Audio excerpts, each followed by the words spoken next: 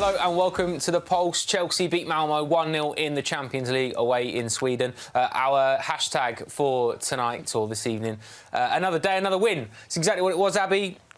Kind of routine, I suppose. You know, these are the games that you've got to just get 3 points from. Chelsea got it done. Yeah, I don't think it's going to go down as a classic, but we got the job done. 1-0. Got to be happy with that. Another clean sheet as well, which is always brilliant, building confidence for the team. So, yeah, we did it. It's one of those, Dan, isn't it, where you don't have to beat your best, but if you're not at your best a lot of the time, these are the kind of games where you can get unstuck and you think, oh, that's not a great result there. But to get 3 points, to get the clean sheet, like Abby said, and to get through it, it's a good afternoon's work. Yeah, it's a game that we expected to win, hoped to win, did win. Didn't look great, but if you look at the numbers, it looks like we completely dominated. Loads of possession, loads of shots on goal. We might not have been scintillating, but it's probably due to the opposition. They weren't very ambitious. These are games that we're seeing more and more familiarly, I suppose. Is that a word, familiarly? It would do. Can be now. Yeah. We're seeing this quite a lot, though, where, you know, teams that set up against Chelsea, they sit deep, they play that low block and they kind of try and restrict Chelsea, have a lot of the ball. In the past, these are the kind of games that we've come away from really frustrated, but not been able to break them down. The fact that we are religiously now doing this and getting over the line and getting 3 points on the ball, you know, Newcastle at the weekend, obviously tonight as well, that's a promising sign. Absolutely. Like you say, it's almost like a sort of mirror game to Newcastle, really, where we just couldn't break them down. But then the mentality is there. They know they're going to score. They've just got to keep on going. There's clearly belief in the system, and I think that's because Thomas Tuchel's doing such an amazing job as a manager. The belief's there. They kept on pushing. We eventually got that goal. And then we got the job done. And that's really important. And the truth is, Dan, you don't win the Champions League in the group stage. Like, you just got to get through it. As long as you qualify, it doesn't matter how you're playing. It doesn't matter, you know, if you score 50 goals in the group stage, doesn't mean you get 2 trophies at the end of it. You just got to get through it. Exactly, and to be fair, there's that thing about peaking too early. In the Champions League, you just kind of want to take your time and you'd start arriving at the quarterfinals, semi-finals and grow into it. But yeah, I'm happy enough. You know, I'm not sure what I expected. I didn't expect Malmö to come and really put on a big performance. So I'm happy. I'm happy with the win. Yeah, we've got, I suppose, that perspective as well, Abby, in that we expected to get 6 points from Malmö. We've got that done now. You know, the goal difference probably isn't going to come into it because you'd imagine that Juventus beat Zenit a little bit later on, and then it will be between us and them through tops of the group away.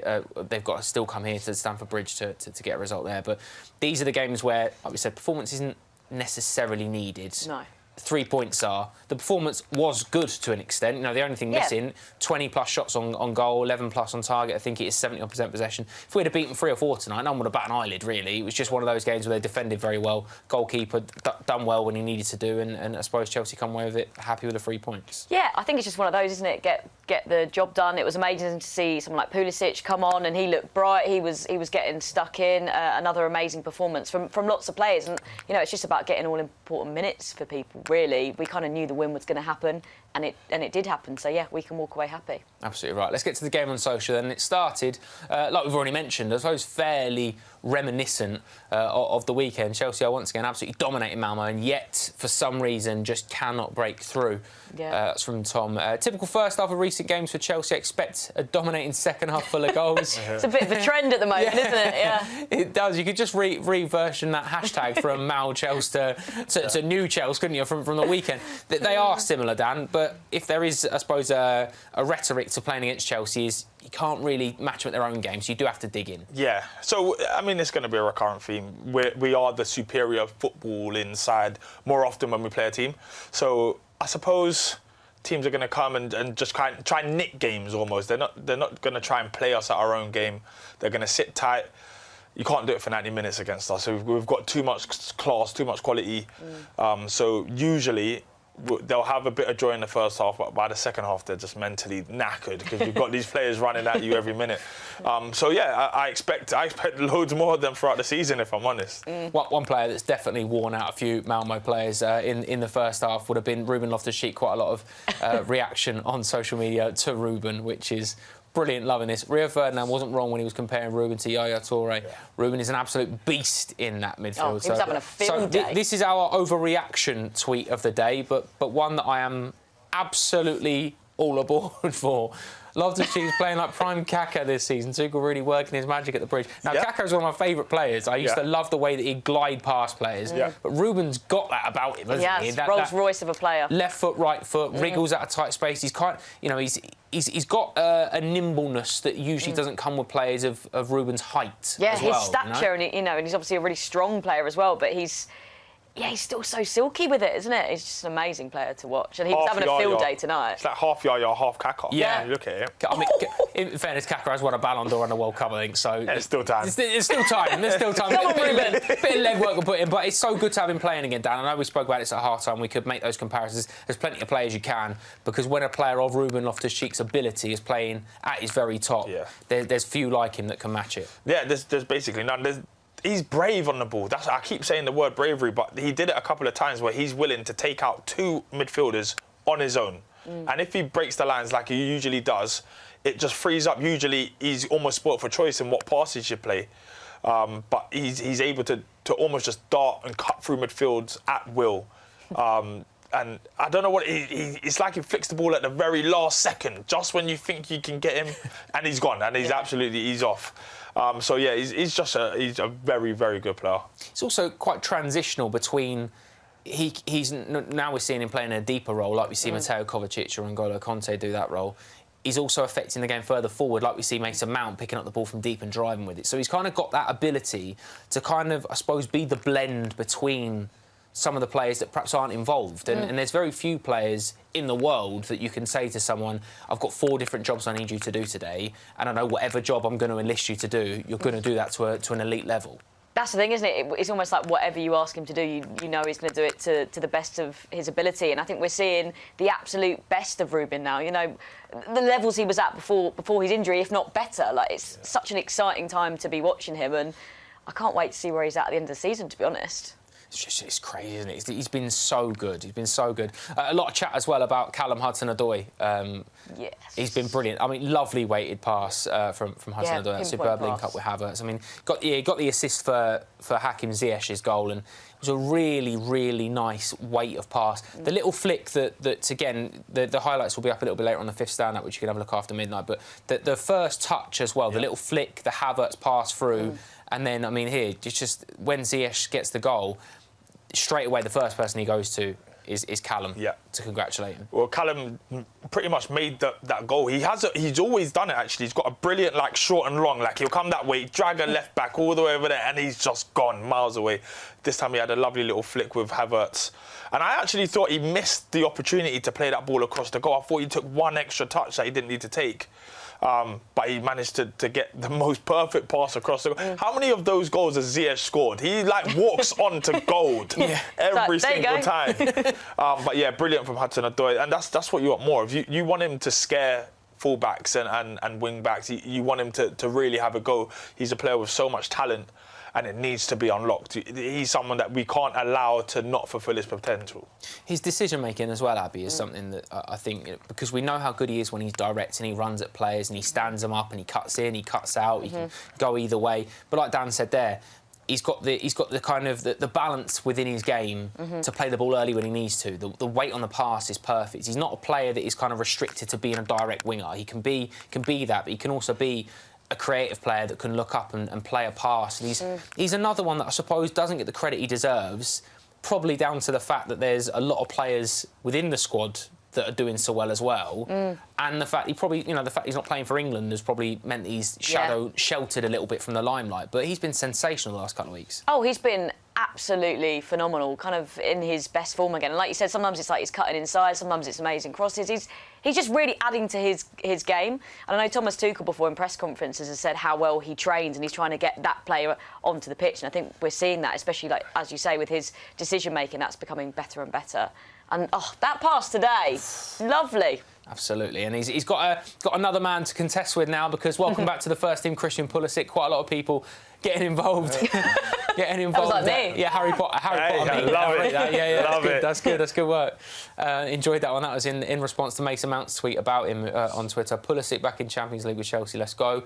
Yeah, absolutely right. It's good to see him back. Really good to see him back. And then Pulisic, 2-run in behind already. It's exactly what we've been missing. Hope he finds form. There was a chance at the end there where he rounds the goalkeeper down. I think he was flagged offside anyway, but right at the end. But that's what he does, isn't it? It's that electric burst of pace. It's the playing on the shoulder. Yeah. Rounds the goalkeeper. It doesn't go in, but you know that's still kind of that's what you want. You want defenders with their head on a swivel, trying to work out where he's gone, and that's what he literally does. He runs in behind.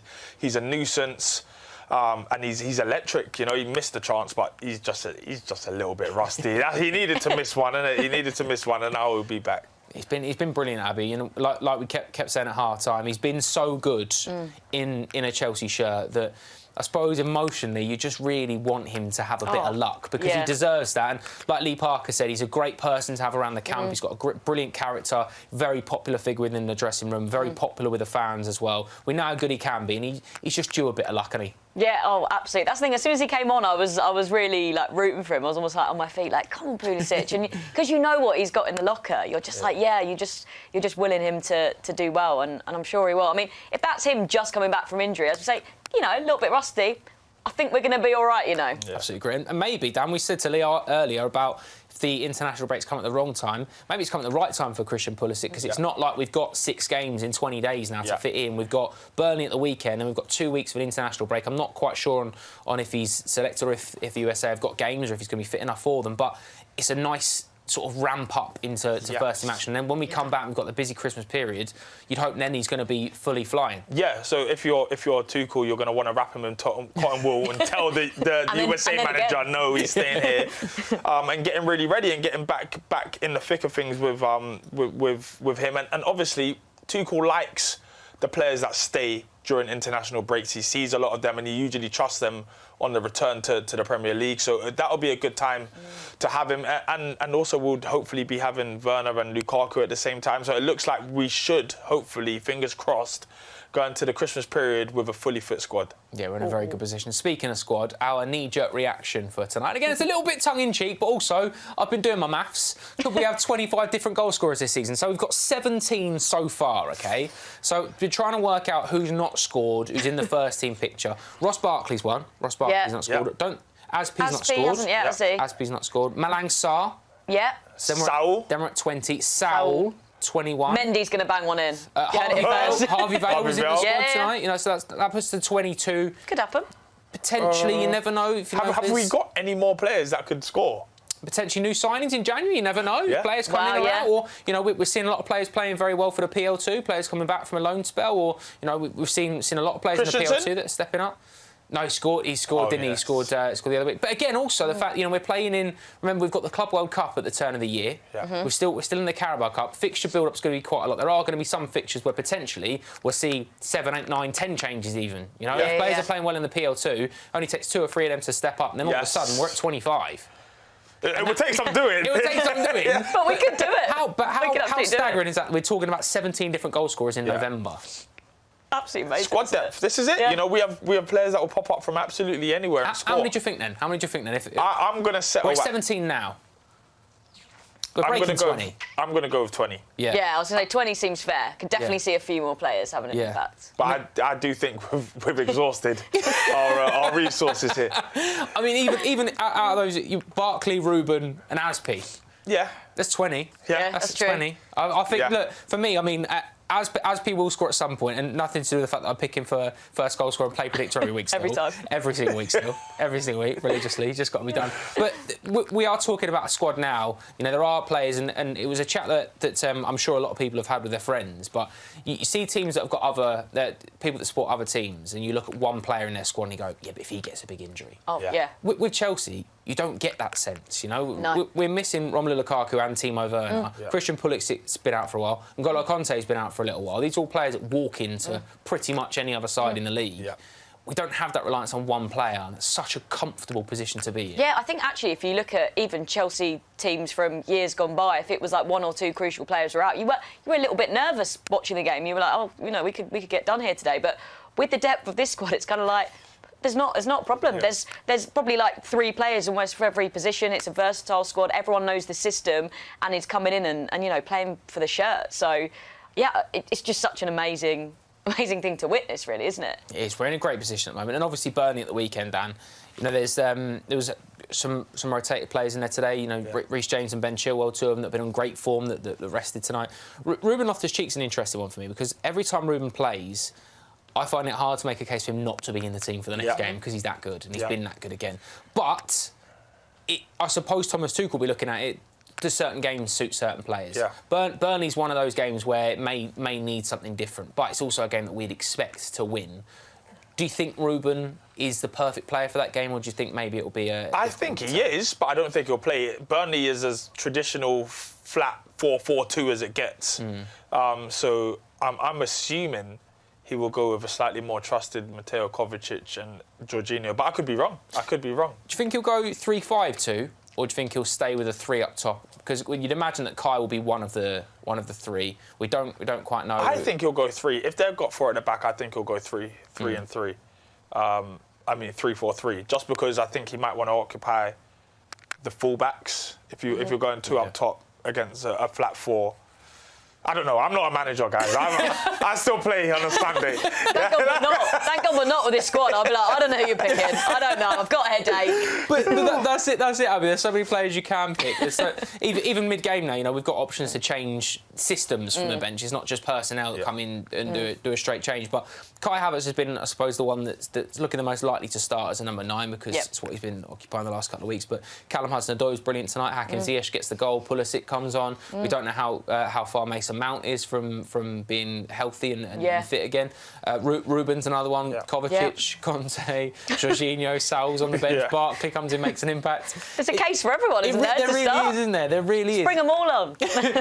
that again, I know we keep coming back to it and being in a good position with the squad depth, but if it needs something different, he could make 6 or 7 changes for the weekend, Thomas Tuchel, and you'd be fully confident in whatever 11 he picks. Oh, absolutely. I feel like whatever 11 we put out, not phased. I'm always confident, and I think what we were saying earlier, and I do think a lot of teams are gonna set up like Malmö and like Newcastle at the weekend. You know, the low block, make themselves hard to break down, hard to make a score. And if we do that, and it feels a bit frustrating. We've got so many players we can bring on in the second half, dynamic, explosive players to make a difference and make sure that we continually get these wins. So yeah, I'm just happy at the moment to be a Chelsea fan, can't lie. And also the confidence that we've been in this situation before now. If teams are digging in and trying to keep us quiet for 60, 70 minutes, we've got past it, we've done it. Keep us quiet for a while, but never the full 90. No chance. Absolutely not. Let's have a little look at what's coming up over the next couple of days then on the 5th stand-up for you. Lots going on, of course. Thomas Tuchel will be speaking to the press on Friday afternoon ahead of Burnley's visit to Stamford Bridge, and then we'll be live at 5 to 2 for Matchday Live, the final Premier League fixture before an international break. Another one. Annoying, I know. But it's all good. It's all fine. We'll get there. We'll get there. It's not too far off. Yeah, it'll be decent. It'll be good. Thank you very much, both of you, for joining me. Brilliant, as always. Absolutely superb. One more before the international break. Chelsea are back to winning ways in the Champions League, and really 1/2 a foot in the knockout phase of the Champions League. Thank you very much for watching. Enjoy the rest of your evening.